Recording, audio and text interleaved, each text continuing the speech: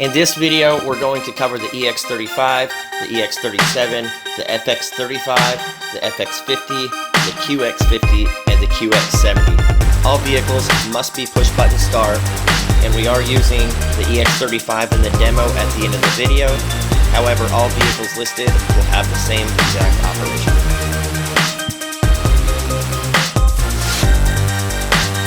So the first thing we're going to do is remove the door trim.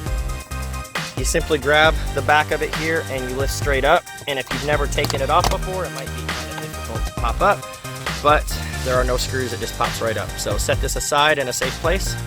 The next thing we're going to do is pop off the kick panel plate here. There is a plastic nut right up here against the firewall, so go ahead and just turn that counterclockwise, it'll pop off. Grab this panel and it will pull straight out towards the center console. There are two clips on it that you can see, and these are just push clips.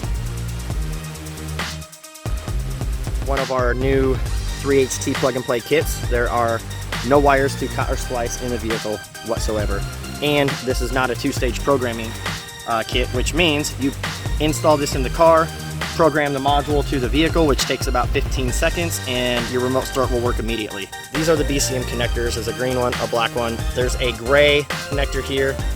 This right here will go into this connector on the harness if required. Not all applications and vehicles require this connector. You'll have a ground pigtail here, which connects to a factory 10mm bolt, so you don't have to screw into your car. There's going to be a couple 2-pin jumpers here. Refer to the installation guide for proper connection there. We have a relay chip with a fuse in it, and this will plug right into there. All of this is in the installation guide. I'm just going over some quick details for it. The BCM is located down in the passenger kick panel. You're going to use the black connector, which is right here, and you're going to use the green connector, which is back here. So go ahead and unplug these two connectors, and once you have them unplugged, go ahead and connect them to our T-harness. So it's going to look just like this. The remaining ends of our T-harness are going to plug right back into the BCM, so just go ahead and fold it over, and you're going to plug it straight back in.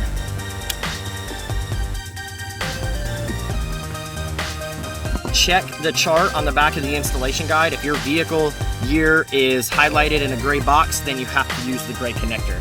This plugs in right here at the BCM as well. So how this works is you're going to take the 2-pin jumper here, you're going to disconnect the one that was on the harness, you're going to plug this one in, and then install this right here at the BCM, just like we did with the green and the black one. Next, what we're going to do is connect our main ground input here. There's a 10mm bolt, so go ahead and grab your 10mm socket. You simply take the bolt out, put the ring terminal on, and tighten it back up. The last thing that we need to do is take the relay chip with the fuse on it that looks like this, and you're going to plug it right into the harness and make sure it clicks in place. And you are now ready to program the module.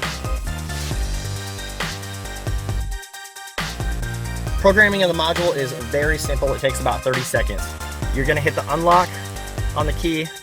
You're going to wait for the orange light to start blinking on the remote start module. If it's already blinking, that's fine. Just go ahead and hit unlock.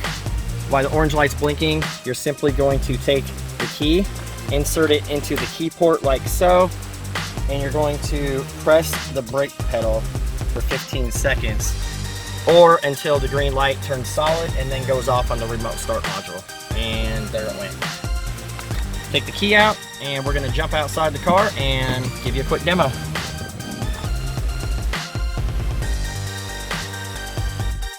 Alright guys, we got the Infiniti all wrapped up with our 3HT Plus kit. On the factory key fob, you're going to hit the lock button 3 times.